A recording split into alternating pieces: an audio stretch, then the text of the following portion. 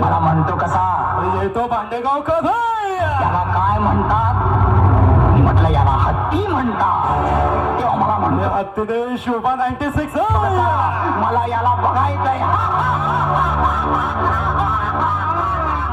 त्यानंतर मी काय केलं असेल? वन ऑफ द बेस्ट ही कमला सर त्या मालकाला गाठला आणि त्याच्या जवळचा एक मोठ्यातला मोठा हत्ती मी 40,000 रुपयाला खरेदी केला.